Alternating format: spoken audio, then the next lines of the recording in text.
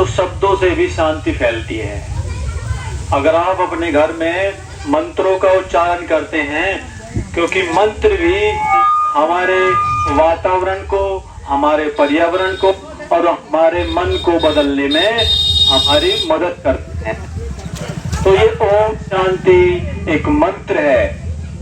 ओम एक ऐसी ध्वनि है जो हमारे अंतःकरण को छू लेती है, जो हमें अनंत नाद से जोड़ सकती है। ओम एक ऐसी शक्ति है। आप उसको जानना चाहेंगे? जानेंगे? ओम, ओम 3 शब्दों से निकला हुआ है। ओम एक उत्पत्ति का शब्द है।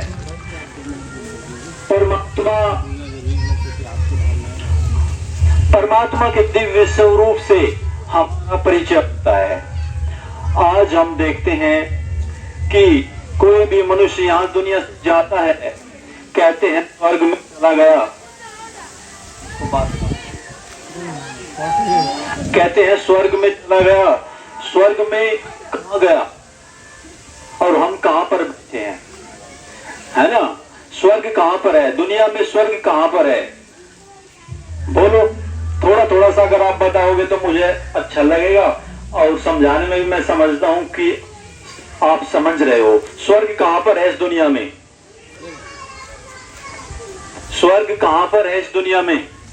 बता, किसी को पता है? इस दुनिया में ही स्वर्ग होता है, और ये ही दुनिया आज दुखों से भर गई है, जिसको आज हम नरक कहते हैं। जब सृष्टि पर सब प्रकार से सुख होता है तो वहां क्या होता है? स्वर्ग होता है। जब सृष्टि पर दुख बढ़ जाता है तब इस सृष्टि को दुख धाम कहते हैं। तो इसीलिए आज संसार में ऐसी कोई भी आत्मा नहीं है जो दुखी न हो। कहते हैं सबसे बड़ा सुख जो है वो निरोगी काया है, लेकिन आज किसी की भी काया रोग से मुक्त नहीं है। लेकिन आज हम देखते हैं कि जन्म से ही कोई न कोई हमारे पास रोग छुप गए हैं, लग गए हैं ना सब। थोड़े किसी के घुटनों में दर्द है, किसी के जीवन में, किसी के मन में, सब चीज में क्या हो गया है? आज दुख ही दुख मिलता है। रिश्तों में भी दुख है, क्योंकि मनुष्य जीवन का नाम है खुशियों से जीने का। आज कोई भी मनुष्य को देखो सुबह से शाम तक, तो उसके चेहरे पर खुशी कितनी देर रहती है? कितनी देर रहती है? बोलो, आप दिन में कितनी देर मुस्कुराते हैं? क्योंकि मनुष्य की, मानवता की सबसे अनमोल जो चीज है वो खुशी है। और आप पूरे दिन में कितनी देर खुश रहते हैं, कितनी देर मुस्कुराते हैं? आप थोड़ा बताएंगे मुझे? मुश्किल से दिन में किसी ने कोई खुशी की बात कह दी तब मुस्कुरा लेते हैं, कुछ पलों के लिए, है ना? ऐसे ही क्यों? क्योंकि आज हम इतने दुखी हो गए हैं कि हम दर्द से, पीड़ा से, चिंता से, डर में जी रहे हैं। तो इस डर को भगाने के लिए जब सृष्टि पर जब ज्यादा दुख बढ़ जाता है, कहते हैं गीता में कहा है, यदा यदा ही धर्मस्य ग्लानि भवतु भारत। जब जब धर्म की ग्लानि हो जाती है, पापाचार, भ्रष्टाचार है, और मनुष्य को अपने मार्ग से निकलने का रास्ता ही नहीं पता होगा, जब विकारों की प्रवेशता मनुष्य के अंदर कर चुकी होगी, उसके अंदर रावण के जैसे संस्कार हैं, उसने क्या किया था? उसने पराई स्त्री का क्या कर लिया था? हरण कर लिया था। उसकी दृष्टि क्या कैसी हो गई थी? दूषित दृष्टि थी, कामी दृष्टि थी। आज छोटी छोटी बातों में गुस्सा आ जाता है। सबसे बड़ा गुण होता है दया का, लेकिन मनुष्य एक दूसरे को माफ कर सकता है? नहीं। किसी से थोड़ी सी भी गलती हो जाए, कहेगा कि अच्छा इसने मुझे ये बात कही थी, और पूरा जीवन बिता देता है, पूरा जीवन बिता देता है, उससे अपना रिश्ता उस बात के लिए खराब कर लेता है। लेकिन एक शब्द अगर आप अपने जीवन में उसको दे दोगे कि मैं आज तुम्हें माफ करता हूं, तो वो आपके जीवन के रिश्ते को सुंदर बना सकता है। लेकिन आज ऐसा कर नहीं पा रहे हैं। क्यों? क्योंकि हमारे अंदर इतनी शक्ति नहीं रही है। तो इससे पता चलता है कि आज हम आंतरिक रूप से बहुत कमजोर हो चुके हैं। जब हमारा अंतर मन कमजोर होगा तो हमारा वातावरण भी कैसा होगा? कमजोरी वातावरण मिलेगा।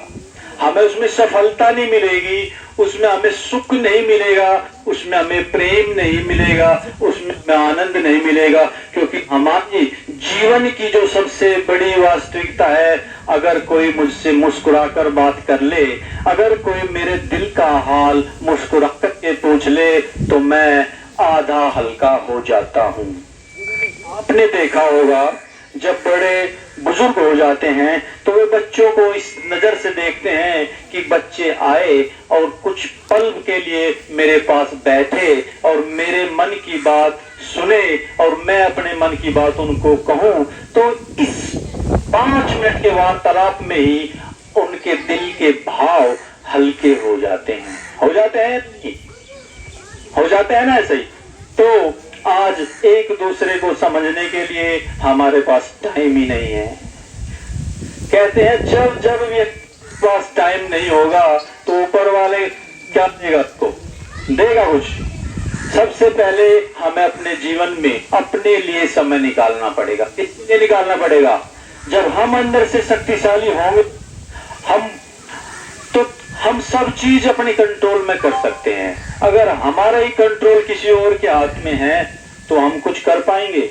हमेशा जीवन में निराशा, उदासा, असफलता ही मिलेगी। इसीलिए अपने जीवन को संवारने के लिए खुद के लिए समय निकालना पड़ेगा। किसके लिए? स्वयं से बातें करने के लिए। आज हम खुद से बातें नहीं करते हैं। मैं आपको वही टेक्निक सिखाऊंगा, और वो एक ऐसी टेक्निक है जो आपके अंतःकरण में अंतःकरण को प्रेम से भर देती है और सच्चा प्रेम परमात्मा से जोड़ देती है। जिस प्रीत से हमारा अंतःकरण शुद्ध होता है, स्वच्छ होता है और हमारा मन निर्मल होता है, हमारा आचरण श्रेष्ठ होता है और जीवन सुख शांति से भर जाता है। तो क्या आप अपने परिवार को, अपने मन को ऐसा सुंदर दिव्य सुमन बनाना चाहेंगे? करेंगे? सीखेंगे ऐसी? तो मैं आपको उसकी टेक्निक के बारे में बताता हूं। एक बार एक व्यक्ति का एक्सीडेंट हो जाता है और उस दुर्घटना में उस व्यक्ति को डॉक्टर के पास ले जाते हैं। डॉक्टर कहता है कि फलाने व्यक्ति को अंदर ऑफिस में उसमें भेज दो। तो जब डॉक्टर ने लिखा, लेकिन वो किसी कारण से डॉक्टर उस व्यक्ति को बचा नहीं पाया और डॉक्टर ने कहा आप डेड बॉडी को बाहर ले जाइए। तो जब व्यक्ति अंदर गया था तो उसका एक नाम था, लेकिन जब डॉक्टर से छुट्टी मिली तो उसमें कहा कि डेड बॉडी को बाहर ले जाओ। तो वो कौन था? वो शक्ति कौन है हमारे अंदर जो हमेशा अजर है, अमर है, अविनाशी है? वो चैतन्य आत्मा है जिससे हम देखते हैं, सुनते हैं, समझते हैं। हमारे अंदर 2 चीज है, एक हमारा शरीर है और इस शरीर का जो ध्यान रखने वाली शक्ति है वो है आत्मा। अगर वो निकल जाती है तो आप देखिए कि ये आंखें भी किसी को नहीं देखती है। अगर वो है तो ये मुख भी बोल रहा है और कान भी सुन रहे हैं। अगर वो तो ये पैर चल रहे हैं और हर कार्य हम कर लेते हैं। अगर वो निकल जाती है तो इस शरीर का कोई मोल है? कोई मूल्य नहीं है। हमारा प्रेम, कहते हैं हम इससे सच्चा प्रेम करते हैं, लेकिन प्रेम किससे होता है? प्रेम शरीर से नहीं होता, प्रेम उसके गुणों से होता है। किससे होता है? उसके गुणों से।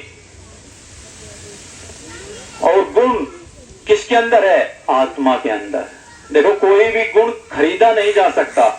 खरीदा जा सकता है दुनिया में? आप भोजन है खरीद सकते हैं, आप मकान है खरीद सकते हैं, आप कोई भी सामान दुनिया में होगा मिल जाएगा। लेकिन मैं कहूं कि मुझे शांति दे दो तो कोई दे देगा नहीं। ये गुण आपके अंतःकरण में है, ये आत्मा के अंदर है। तो आज हमारे अंदर की शांति सुख ये जो बाहरी संसार में नहीं है वो हमारे ही पास है। जो हमने खो दिया है, जो हमारे पाप कर्मों से क्या हुआ है, गुण हमारे ही अंदर है लेकिन हम उसको यूज करना भूल गए हैं। जैसे अगर इस हाथ पे मेरा प्लास्टर कर दिया जाए, चोट लग जाए, डॉक्टर साहब मेरा प्लास्टर कर दे और 1 महीने के बाद मैं इस हाथ को खोलूं तो ये ऐसे सीधे होने में क्या लगता है, समय लेगा, सीधा नहीं होगा। तो इसी तरह से हमारे जो अंदर के शांति प्रेम खुशी के जो संस्कार थे वो हम यूज नहीं कर पा रहे हैं। मैंने अभी पूछा था सब आते ही कि सवेरे से शाम तक आप कितना मुस्कुराते हैं। कुछ ही पल होते हैं जो हमारे चेहरे पर मुस्कान लाता है। एक दिन में 24 घंटे होते हैं और 24 घंटे में आप 1-2 मिनट ही मुस्कुराते होंगे। बताओ, है ना सही? 24 घंटे में आप 1-2 मिनट ही मुस्कुराते होंगे। जब आप अपनी खुशी को बढ़ाएंगे नहीं तो वो क्या हो जाएगी, समाप्त हो जाएगी।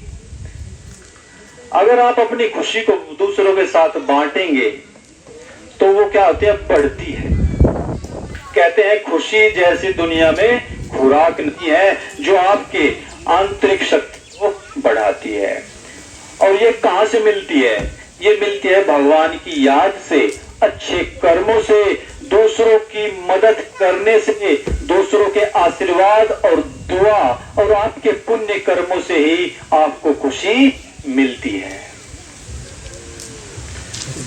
खुशी हमारे अंतःकरण आत्मा को चाहिए, हमारे शरीर को भोजन चाहिए होता है। तो आत्मा होगा जो भगवान को याद नहीं करता है कोई ऐसा इस गांव में जो भगवान को 1 मिनट भी याद नहीं करता होगा? सभी करते हैं।